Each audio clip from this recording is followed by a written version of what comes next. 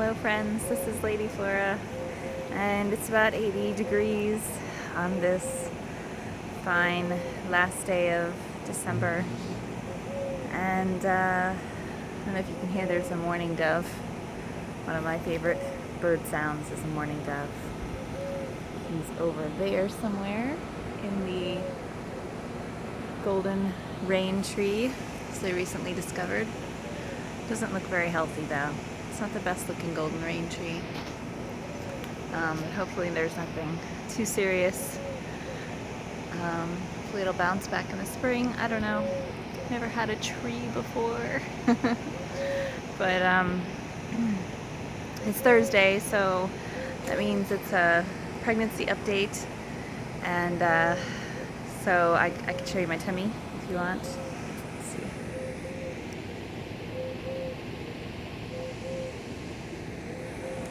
There it is. It's getting a little big. And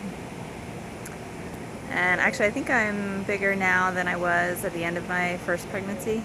So that's interesting. It's, I'm still in the third trimester in case you've been following. I'm 27 weeks. And, yeah. Had another appointment. It was really great.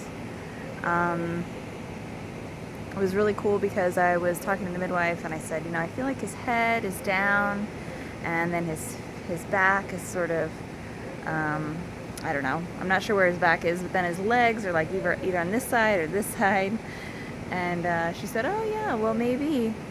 And then I laid down and she started like feeling around my tummy and she was like, yep, that's his head down there and that's his back. And these feel like little feet and toes over here. So that was really cool. Sometimes like I feel so sensitive to his movements. Like today I felt like he was just turning his head, just like turning his head or like, touching his face, and I could feel it. It's so crazy. It's so amazing how sensitive I am to his movements. It's really a huge, huge blessing. Because second pregnancies can be different from first pregnancies in that you kind of know a little bit more what to expect.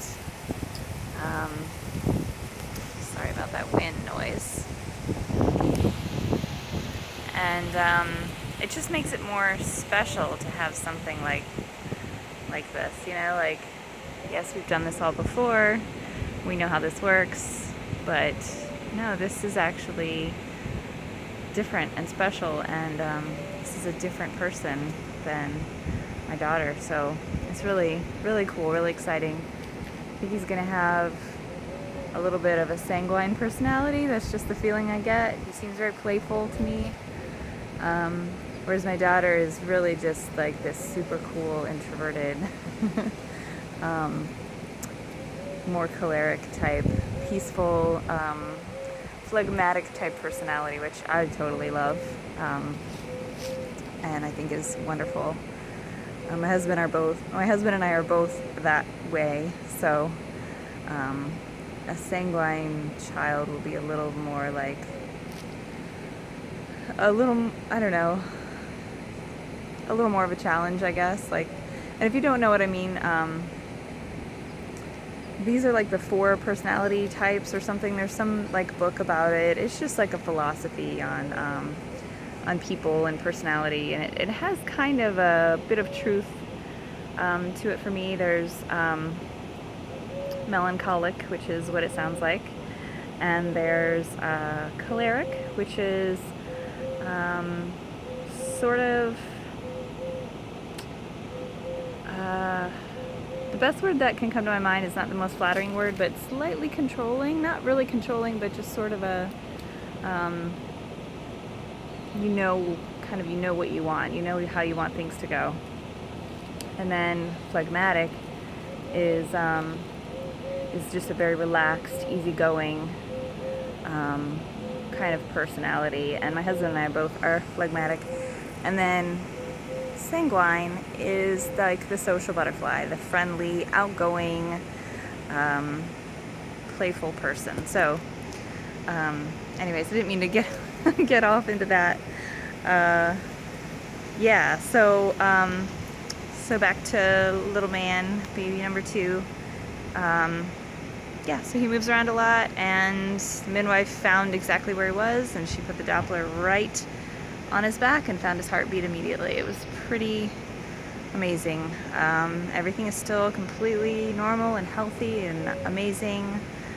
I do have to do the glucose test, which is what they call it, but it's the prenatal diabetes test, so that'll be interesting. Whatever.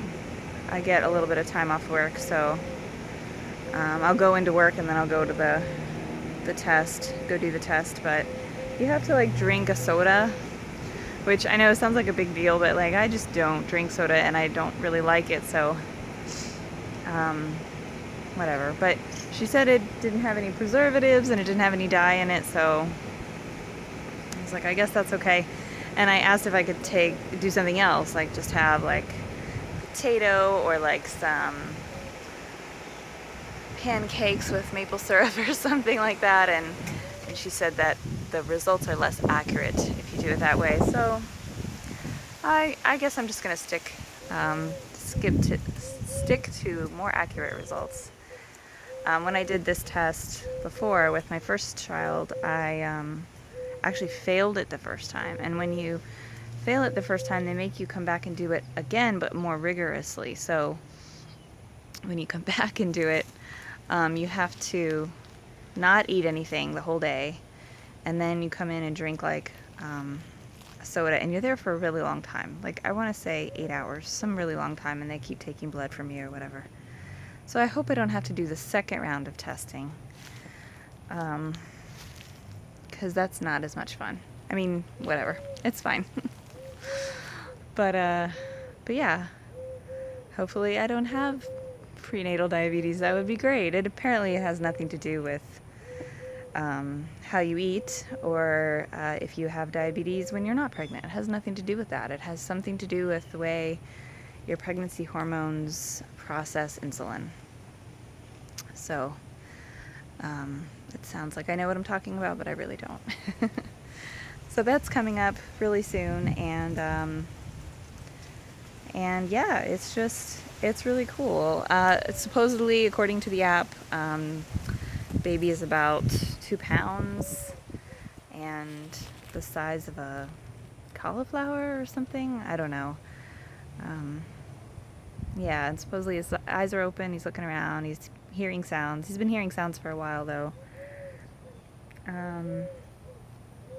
I'm just really excited to meet this guy. I know, it's just, I don't know. It's crazy. Now that the holidays are over, I've got like these 3 months, focusing on 3 months to go, basically. Yeah, and then our lives will be turned upside down again. We're just starting to get the hang of things as parents, but it's going to be great. I'm very excited about it.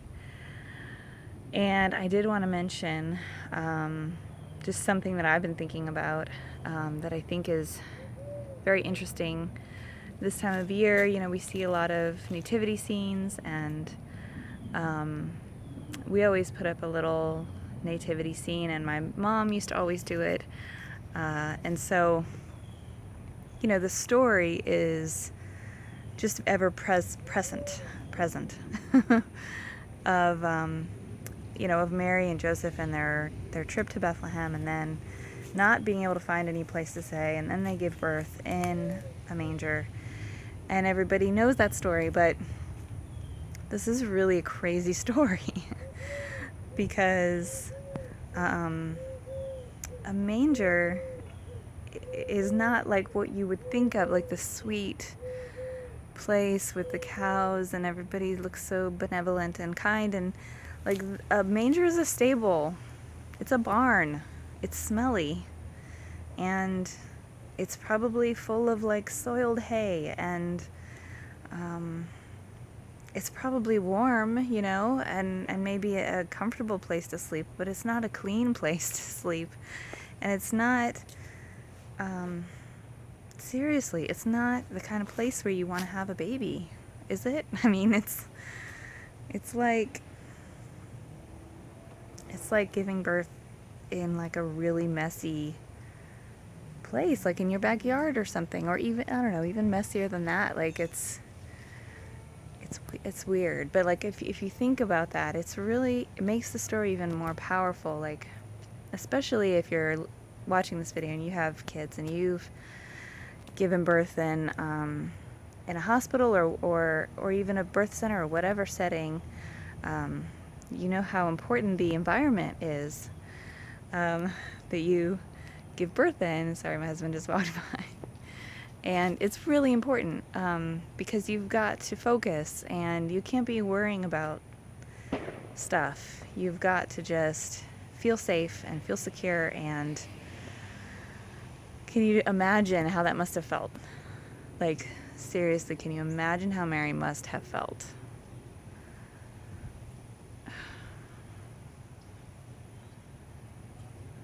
I don't know. It's making me a little bit emotional just thinking about it. Like, what would that be like? Like, she was really trusting God a lot, and us modern day mothers, we don't have it nearly as hard as she did, and so I just think she's pretty awesome, and I think Jesus is pretty awesome too. So I'm just throwing that out there. But yeah, I'm kind of rambling and getting all weird now, but yeah, just keep that in mind. Next time you see a nativity set, think of like what that must have been like as a woman. And with that, I wish you all a really wonderful new year. I am probably going to sleep through it because sleeping is awesome and I love sleeping. And yeah, I hope you guys have a very safe, fun New Year's Eve and that it's as peaceful or exciting as you want it to be and as you hope for it to be. And yeah, I make a vlog because I believe that connecting with nature can have a positive impact on your life. And I would love to have you comment, like, subscribe, and share. And after you do that, go outside and have a sublime day, and I will see you in the new year.